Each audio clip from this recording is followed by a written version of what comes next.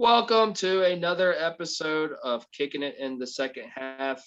Kish YZ. This is a PPF episode, past, present, future. Today we're doing Malcolm Brogdan. He is currently the point guard, occasionally shooting guard, but mainly the point guard for the Indiana Pacers. I am D, and I have with me Hugh. What's up, Hugh? Hello. Hello. Hey, do you like this topic?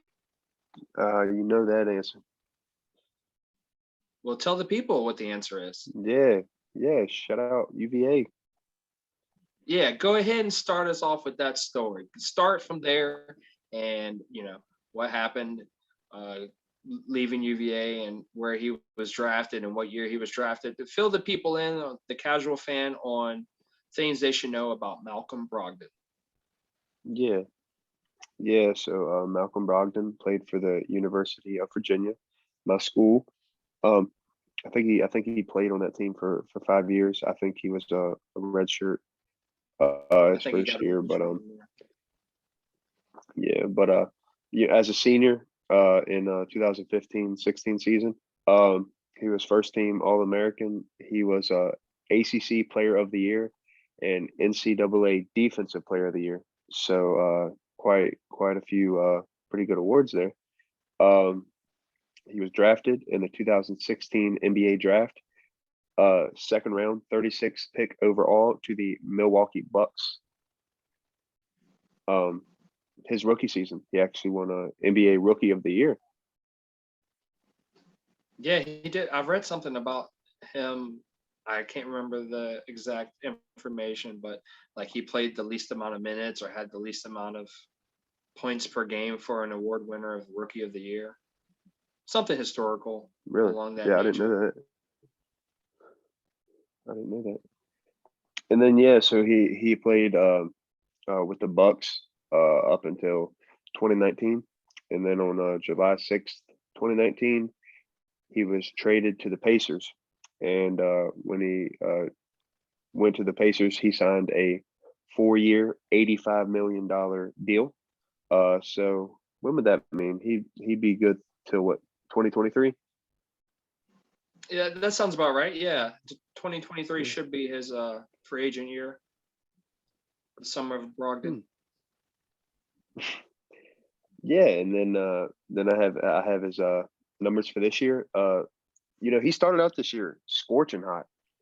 He was going off to start the year, and then I That's think a little right. bit for the All-Star break, he hit a slump. I mean, I wouldn't say he was that bad, but it was a slump with what he was putting up. He wasn't putting up near as many points as he was, and then I think after the All-Star break, he's kind of got it going again. He's putting up What's most games. I yeah? mean, around What's his 30 number? points a You have game. his numbers. What's he sitting at for the season on Yeah, average right now? yeah. So the season he's at 21 points a game, about 5 rebounds a game, about 6 assists a game.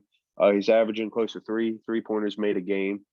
And he's averaging a little over a steal and barely averaging a block, point two blocks a game actually, but yeah, not bad numbers.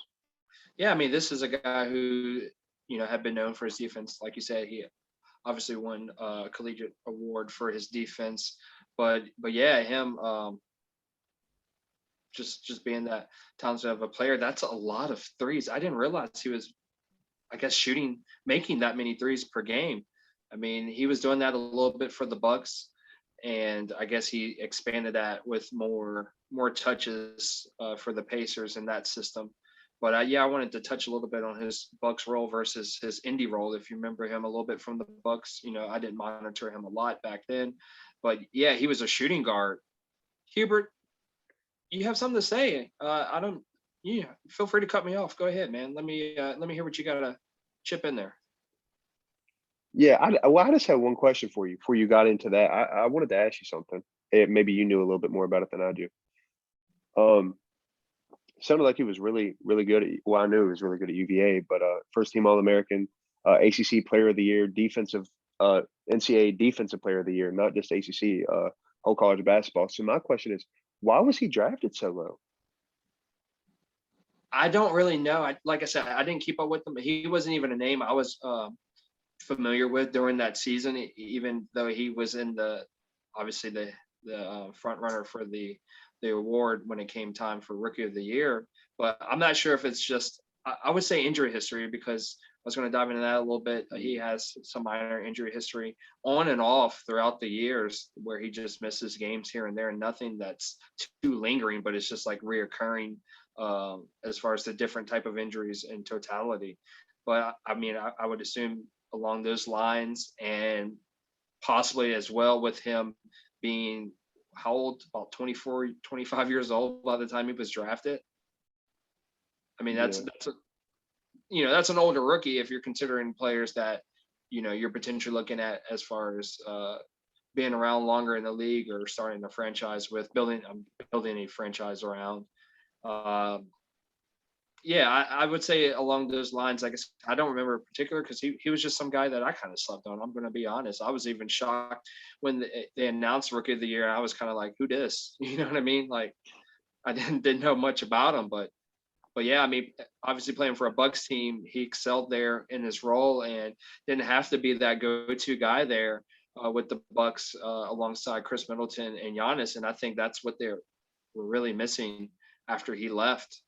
And I guess he left for a bigger role, but most likely the money. I don't think the Bucks are willing to pay him, but so much. I would assume he was a restricted free agent at the time, so they basically just kind yeah, of he let him was. go because they didn't want to pay for it. So sometimes that works in your favor, sometimes it doesn't. And I felt like they were kind of backpedaling to find some stability and missing that hole there of what he provided. But yeah, since like I said, comparing the Bucks to the role he has with the Pacers, with the Bucks, he was primarily a shooting guard. You had Eric Bledsoe there.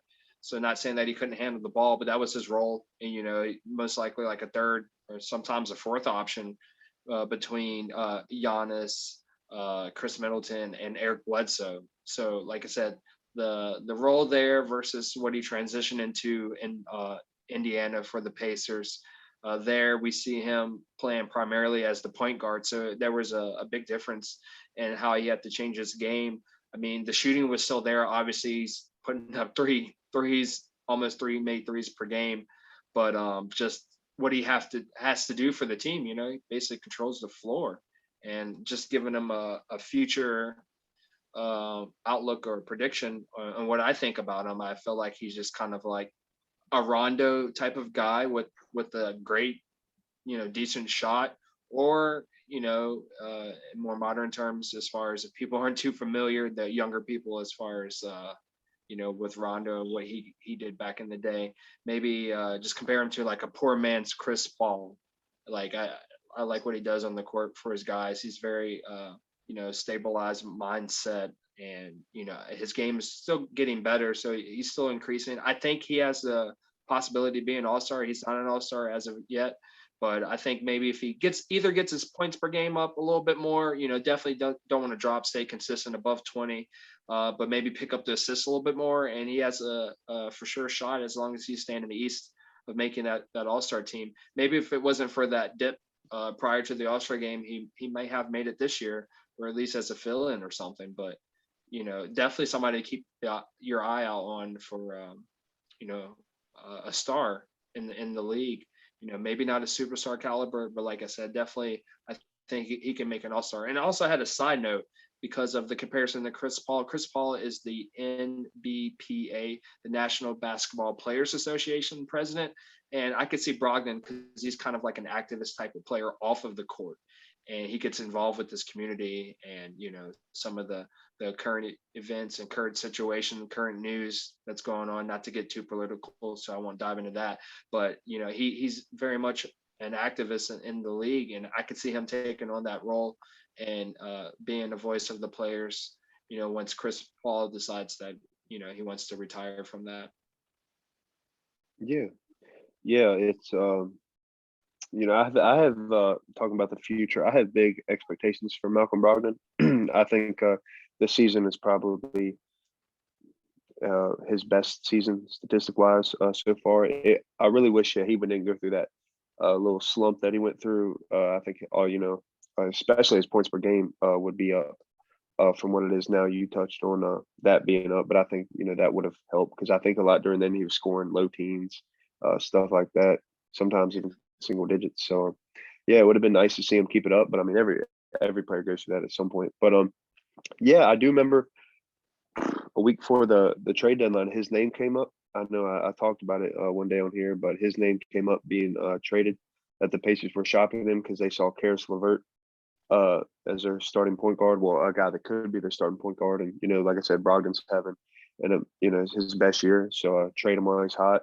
I think is what they're trying to do. So yeah. So with that, it seems like they could see themselves moving on from him. So I don't know if his future uh, is in Indiana or elsewhere. Like I said, I guess he's signed through 2023, so still has next season too. But yeah, I mean, I like what he does, and it's it's pretty cool for the people who aren't familiar with us. We live within probably half an hour of UVA, so it's great seeing a guy. I think he grew up in Atlanta. I don't think he grew up around here, but it's great to see a guy who I'm a UVA fan. I know D's a Duke fan, but it's great to see a guy so close that is having so much success in the NBA. I know UVA is always known as a basketball school, but the way you think about it, they don't really have a lot of stars currently in the NBA. I mean, Joe Harris and DeAndre Hunter and some young guys like that. But it's really great to see a UVA star balling out and having a great year. Yeah, I definitely agree. He definitely does represent for the UVA culture, and yeah, he's definitely a defensive mindset type of guy. But I also wanted to note as well, I agree with what you're saying. I don't know, based off the past news, that he's going to stay with the Pacers as far as a place that he can settle in his career. So, like I said, once again, I think maybe comparing him to Chris Paul might be kind of accurate, somewhat. I could just see him kind of maybe not being traded as much, but maybe going his own way after, figuring out that the team doesn't really want to keep him around. But yeah, keep an eye out for that. But he's definitely a player to watch in the upcoming years, and definitely a very talented player. Maybe not an elite guard yet. Maybe on the border of being an elite guard. I want to see him make an all-star team for sure. So we'll keep an eye on that. I mean, he's a bit older, so his prime is probably creeping up on him sooner than later. So just stay Yeah, healthy. He's 28. Just to touch on that. So he's basically entering his prime right now. So yeah, that explains why he's having this breakout season. So if he could stay healthy and make a little bit more of a breakout next year, yeah, should be an all-star in my opinion, unless more players come to the East from the West. Last shout out. Shout out UVA, my team. This year, it didn't go really well for us, but what can you do? What can you do? It's COVID. Shout out to your coach, bro. Tell me his name. I forget. Tony Bennett. Tony Bennett. Yeah, because I like the How do you singer. forget his name? Uh, Shaking my head. just go ahead and shake your head like a bobble. He's a Shout out to Tony Bennett, the coach he's and a the singer. celeb around here. He is. He is. I hope you get to meet him one day. That'd be cool. Yeah, for sure. Yeah, thanks for watching again. This has been a PPF. We're gonna shortly provide y'all with another PPF. So keep it here on Kish YZ on YouTube and listen for us on Anchor.fm, Spotify, Google Podcasts, and Pocket Casts. Peace and love.